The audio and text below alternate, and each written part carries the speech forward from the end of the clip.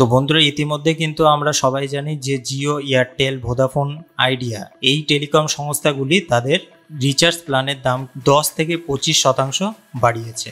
তো বন্ধুরা এর সাথে সাথে কিন্তু সাধারণ মানুষের অনেক অসুবিধা সৃষ্টি হচ্ছে, কারণ তারা কিন্তু আগে যে টাকায় রিচার্জ করত কিন্তু এখন কিন্তু তারা সেই টাকায় আর রিচার্জ করতে পারছে না।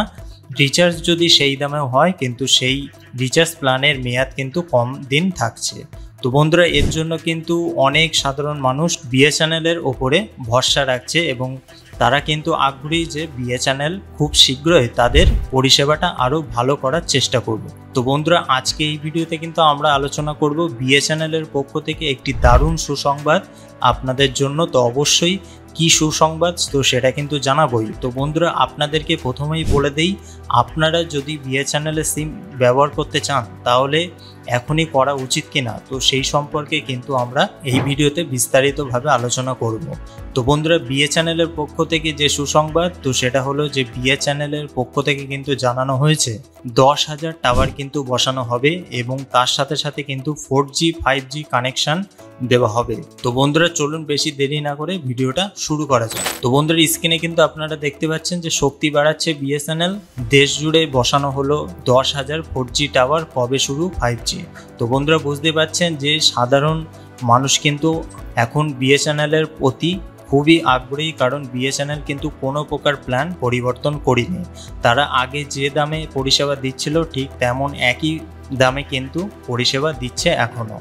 তো সেই জন্য কিন্তু বিএসএনএলের প্রতি একটা ভরসা সাধারণ মানুষ রাখছে। তো বন্ধুরা এই সম্পর্কে কি বলা হয়েছে তো সেই সম্পর্কে কিন্তু আমরা এবার আলোচনা করব। তো বন্ধুরা এখানে দেখুন, জিও এয়ারটেলের সঙ্গে পাল্লা দিতে জমি শক্ত করছে বিএসএনএল, 4G টাওয়ার নিয়ে তোড়জোড় শুরু করলো রাষ্ট্রায়ত্ত সংস্থাটি, যদিও 5G শুরু নিয়ে এখনও টানাপোড়েন অব্যাহত। ইতিমধ্যে রিচার্জের দাম বৃদ্ধির ঘোষণা করেছে জিও, এয়ারটেল ও ভোদাফোন আইডিয়া।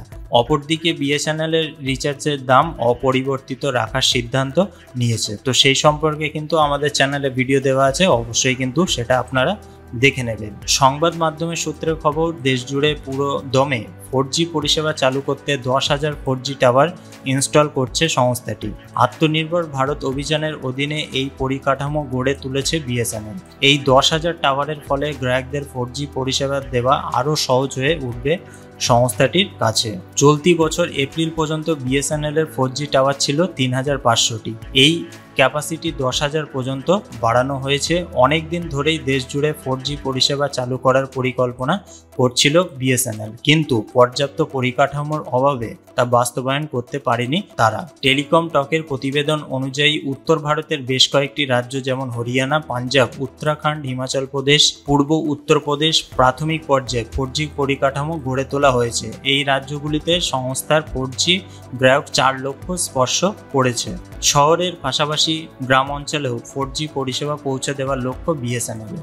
যেসব গ্রাহক বর্তমানে 3G 2G ব্যবহার করছেন তাদের দ্রুত 4G-তে আনতে চায় বিএসএনএল। এই পরিকল্পনা বাস্তবায়নের উদ্দেশ্যে ইতিমধ্যে কাজ শুরু করে দিয়েছে টেলিকম সংস্থাটি। তো বন্ধুরা 4G তো আনা হবে সেটা কিন্তু বলা হয়েছে, কিন্তু এখানে কবে শুরু হবে 5G সেটা কিন্তু এখানে ব্যাখ্যা করা হয়েছে। জিও, এয়ারটেল 5G পরিষেবা শুরু করে দিলেও বিএসএনএল এখনও সেই দৌড়ে ব্যর্থ, তবে সেই পরিষেবাও আগামী দিনে চালু করতে পারে সংস্থা। টেলিকোর তরফে দাবি 4G পরিষেবা পুরো দমে চালু হলে তারপর 5G নিয়ে কাজ শুরু করবে বিএসএনএল। অন্যদিকে রিচার্জের দাম বেড়ে যাওয়ায় টেনশনে পড়েছেন মধ্যবিত্ত গ্রাহকরা। প্রিপেড এবং পোস্টপেডের দুই প্ল্যানে দাম বৃদ্ধি করেছে জিও, এয়ারটেল ও ভোদাফোন আইডিয়া।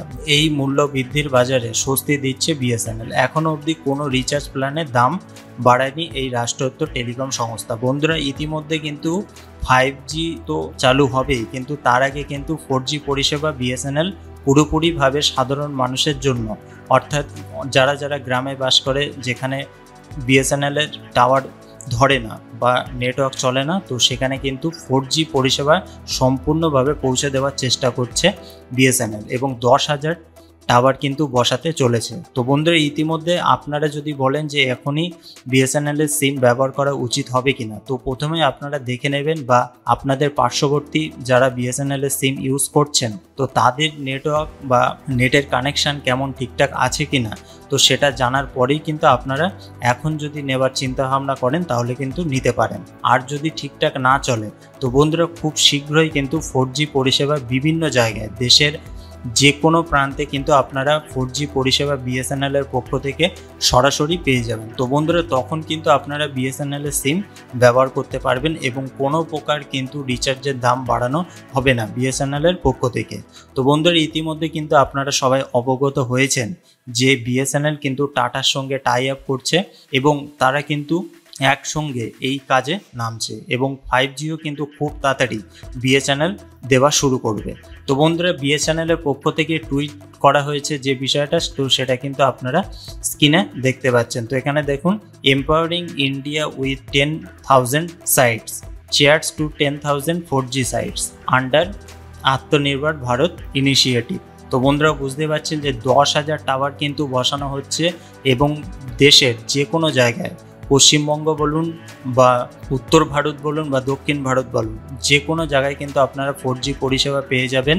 এর জন্য কিন্তু কোনো প্রকার বেশি দামে রিচার্জ আপনাদেরকে করতে হবে না এবং খুব শীঘ্রই কিন্তু বিএসএনএল এর পক্ষ থেকে 5G পরিষেবা আনা হবে। তো বন্ধুরা, আপনাদেরকে বলবো আপনারা কিন্তু অপেক্ষা করতে পারেন বিএসএনএল এর জন্য।